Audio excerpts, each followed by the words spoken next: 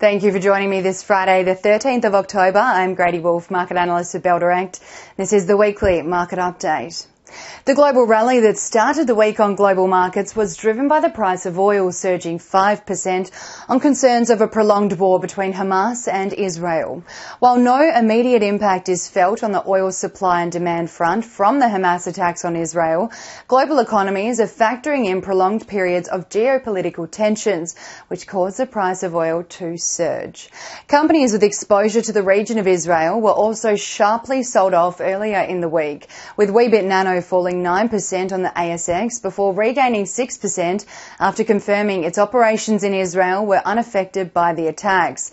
It wasn't the same story for Energian though, which tanked over 20% on Monday, despite the company announcing that supply, production and work offshore would continue after the attack on Israel, where it operates in the northern region of the country, was not currently under attack. The price of oil retreated 3% later this week on signals that Israel-Hamas's war effect on oil flows and output will remain limited. The New York Times reported that US intelligence shows Iran was surprised by Hamas's attacks, thus potentially reducing the chance of additional sanctions on Iranian oil. OPEC Plus leader Saudi Arabia also reiterated its support for rebalancing oil markets this week. The price of oil rose immediately after the initiation of attacks, despite neither Israel nor the Gaza Strip being significant oil producers. The reason prices rose was due to fears that the conflict would lead to wider regional instability and have further repercussions for the Middle East, which is home to some of the world's largest oil producers, including Saudi Arabia and Iran. Reports of a material stimulus package to be announced in China in the form of an at least 1 trillion yuan package boosted local miners on the ASX later this week. The expectations of a further stimulus stemmed out of the rare mid-year revision to the China's national budget to include higher stimulus by raising the country's budget deficit for 2023. The reports from Bloomberg suggest the world's second largest economy is weighing new stimulus to meet the annual growth target by increasing funding on water conservancy projects, building packages and more.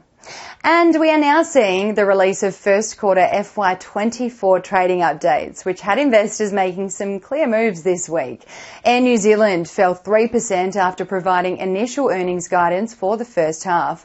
The airline said that the context of uncertain economic environment and assuming average jet fuel prices remained elevated at $110 a barrel for the remainder of the first half, Air New Zealand currently expects earnings before tax for the first half to be between the range of 180 million New Zealand dollars and 230 million New Zealand dollars, indicating lower earnings compared to the 299 million New Zealand dollars expected for the same period last year.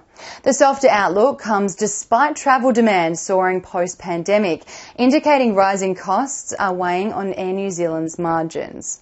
Redbubble also soared 27.1% on Thursday after the global online art printed merchandise marketplace posted a return to positive underlying cash flow in the latest quarter, with underlying cash flow of $700,000, which is an increase of $16 million on the prior corresponding period and up $5.5 million on Q4 FY23. Redbubble also strengthened its cash balance from $4.2 million at June 30, 2023 to $39.9 million at 30th of September 2023. And Tabcorp fell 6% on Thursday after reporting Q1 FY24 results, including revenue falling 6.1% on the PCP, while gaming and services revenue declined 12.7% following the company's sale of eBet. One positive note in the first quarter for Tabcorp, though, was a 1% growth in digital turnover against softer market conditions. Locally from Monday to Thursday, the ASX 200 added 1.97% as global markets rallied on boosted investor sentiment around easing inflation and a more dovish interest rate outlook in the US. Tech stocks led the charge locally, with the sector rising 4.9%, while utility stocks added 4.72% and the energy sector lifted 4.02% on that rising price of oil. The winning stocks on the ASX 200 over the 4 trading days were led by Core Lithium soaring 14.3% after Citi upgraded the lithium miner to a neutral rating. PEXA Group rose 13.4% over the 4 trading days, and Nickel Industries added 12.68%. On the losing end, CSL lost almost 5%, while Fisher & Paykel Healthcare shed 4.6% and Tabcorp fell 4.2%. On the broader market, the All Ords, 5E Advanced Materials rocketed 38% after receiving approval for step rate testing to commence on October the 9th.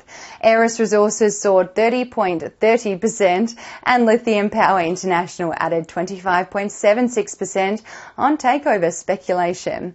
At the other end of the All Ords, Rhythm Biosciences tanked over 40%, while Boart Longyear Group fell 19.13% and Tiger's Realm Coal came under pressure, falling at 16.7%.